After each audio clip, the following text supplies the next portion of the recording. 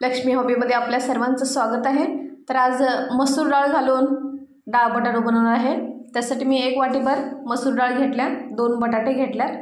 तर ह्याला लागणारं साहित्य आपण बघूया। इथे मी 2 कांदे चिरून घेतल्यात, बघू शकताय, आणि 1 मोठा टमाटर चिरून घेतलाय। चवीपुरतं मीठ, जिरे, हळद आणि लाल तिखट। तर गॅसवर कढई ठेवलेली आहे, त्याच्यामध्ये 2 चमचाभर मी तेल घालत आहे।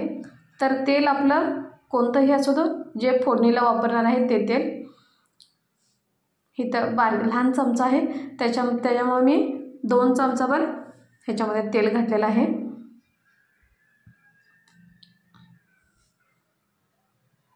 तेलाला गरम होऊ द्यायचं आहे व्यवस्थित। तेल व्यवस्थित गरम झालं की आपण ह्याच्यामध्ये अर्धा चमचाभर जिरे टाकायचं फोडणीला। बघू शकता ना, आपले साधे जिरे आहेत, हे जिरे आपण टाकायचं अर्धा चमचाभर।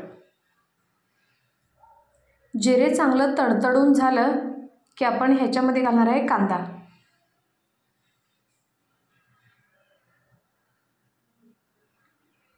कांदा चांगला थोडासा गोल्डन होऊ दे, म्हणजे लालसर होऊ दे। त्याचा कलर बदलला की आपण ह्याच्यामध्ये घालणार टमाटर। तर कांद्याला थोडंसं परतवून घ्यायचं आहे, थोडंसं त्याचा कलर बदलू दे म्हणून। तर अशा झाल्यानंतर बघू शकताय, तर ह्याच्यामध्ये आपण घालणार आहे टमाटर।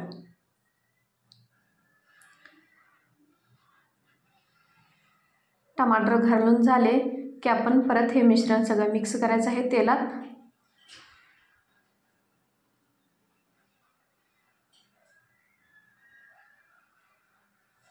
आता ह्याच्यामध्ये आपण 1 चमचाभर हळद टाकायची, छोटा चमचा आहे त्याने मी 1 चमचाने थोडंसं वर टाकलेलं आहे। हे चांगलं मिश्रण मिक्स करून झालं की लाल तिखट जे चटणी आहे ते मी इथं अर्धा चमचाभर इथं वापरलेले आहे। जे आमटीचा चमचा आहे ना, त्यानं अर्धा चमचाभर।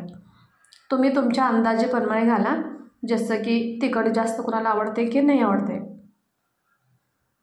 खूप छान बनतो डाळ बटाटा, एकदा नक्कीच ट्राय करून बघा तुम्ही, अगदी मस्तच। थोडंसंच पाणी घालायचं ह्या मिश्रणमध्ये आणि हे परत मिक्स करून 1 मिनिटासाठी ह्याला आपण असंच गॅसवर सोडायचं आहे, थोडासा गॅस बारीक करून, ताकी हे टमाटर आणि कांदा थोडासा मऊ होऊ दे म्हणून। तर इथं मी 2 बटाटे अगदी बारीक चिरून घेतलेला आहे। बटाटा मी सालीसकट घेतलेला आहे, तुम्ही साल काढून सुद्धा घेऊ शकताय।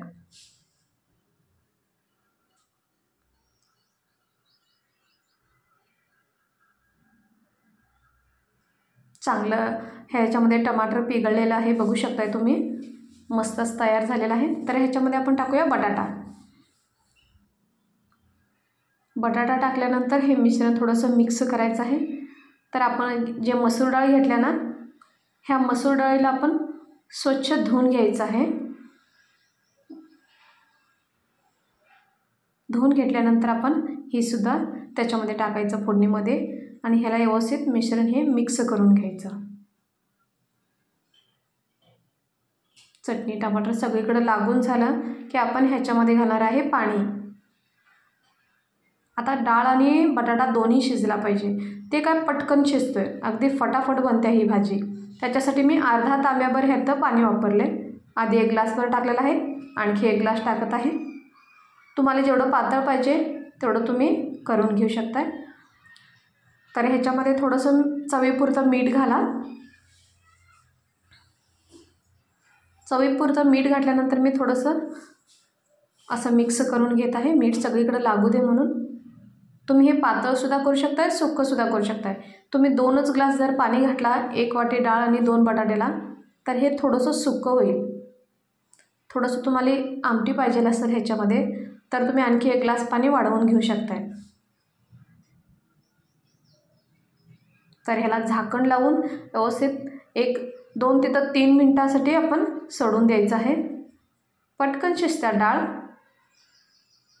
तर बघू शकता इथं डाळ सगळीकडे फुटलेली आहे, म्हणजे शिजलेली आहे।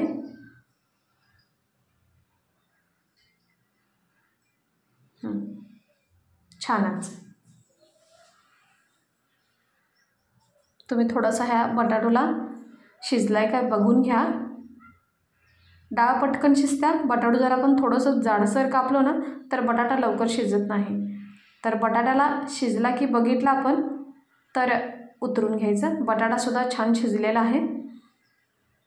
तर भाजी आपली तयार झालेली आहे, बघू शकता इथं.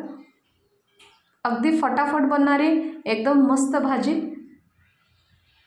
तयार झालेली आहे आपली भाजी. तर मी चपातीसोबत तिथं काढून दाखवत आहे तुम्हाला.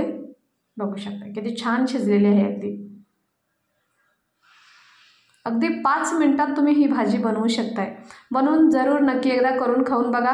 आवडलं की चॅनलला सबस्क्राईब करून ठेवा. असंच लाईक करत जा, फॉलो करत जावा. आणखी काही मी नवीन व्हिडिओ आणत राहीन. काही वेगळं वाटलं तर तुम्ही कमेंटद्वारे कळवू पण शकता. मस्तच, एकदा नक्कीच करून खाऊन बघा. तर चला भेटूया पुढील व्हिडिओमध्ये. धन्यवाद.